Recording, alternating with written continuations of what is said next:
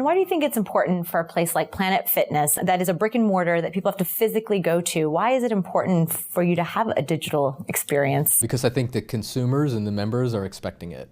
As we've been seeing in all industries, this shift in the set of expectations, that ultimately dictates what brands will win and what won't. We very often talk about if we didn't do a digital strategy, we can continue to kind of operate on this very successful model, but we will likely start to lose members to other experiences that they're looking for. So not only is the digital strategy really part of how do we continue to grow well into the future, but how do we protect our base given our size and scale?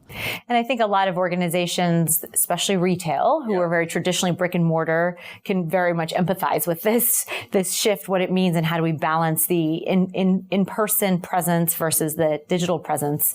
What do you think is happening now that's really bringing a lot of organizations into this fold of we need to create these digital experiences and platforms? That's a great question. Seeing other businesses getting disrupted, what I've seen is they've gone from almost an attitude that this is really not that important to almost shifting to a fear of, where is the next Amazon that's going to take me out?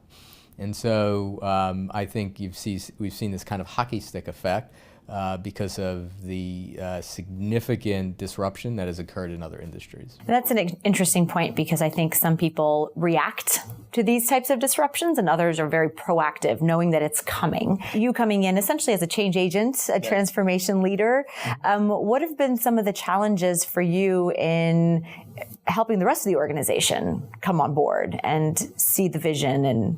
What I typically try to do is just try to kind of understand I start with each of the functions, what's really kind of important. First, let's get aligned, at least at the top of the house, of what our ultimate goals are. And I try to kind of build credibility and trust. And through that education. And so it's kind of a methodical process by being able to kind of help each of the functions with a particular win with whatever the new approach is. And then that kind of starts the trust and the confidence to go beyond that. The second piece of it, I think, that's really important is the way in which companies measure performance has to change a little bit. So things like KPIs. We are a very simple business in the sense that we look at acquisition, retention, and rate.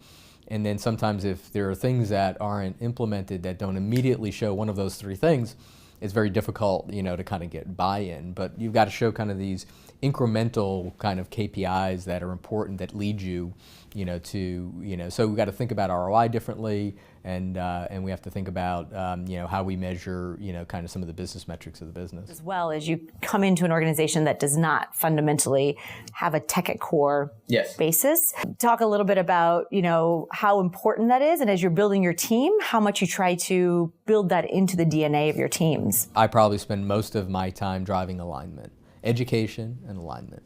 And in a franchise operation, it's it's double the work, right? Because you've got to drive it through the franchisees, you've got to drive it through headquarters, and in our case, quite frankly, we had to drive it through our key vendors because we were so far ahead of where our vendors were. And every one of our vendors were really trying to implement their own digital strategy. We knew that could become a constraint on us because we would likely be ahead of the curve with them. And so, given our size and scale, we said, well, instead of you all plugging into you, the 3-4 vendors, you're going to plug into us. We'll create the standards, we'll create the platform, and you'll plug into us. If it wasn't for our size and scale, I would not have been able to do that. So we have to hit it on the vendor, we have to hit it on the HQ side, we've got to hit it in the franchisee side. It takes a village. it absolutely takes a village. It's going to sound odd, but most believe that that the actual results are the ultimate and the key, and I said it's not. You could deliver the results and still fail. Now, you have to have the results to have success, but if you just have that, it doesn't guarantee it. You've got to manage the perception of it, and both go together. And that's not just a full-time job for me. I have to have my directs, also out there doing the same thing.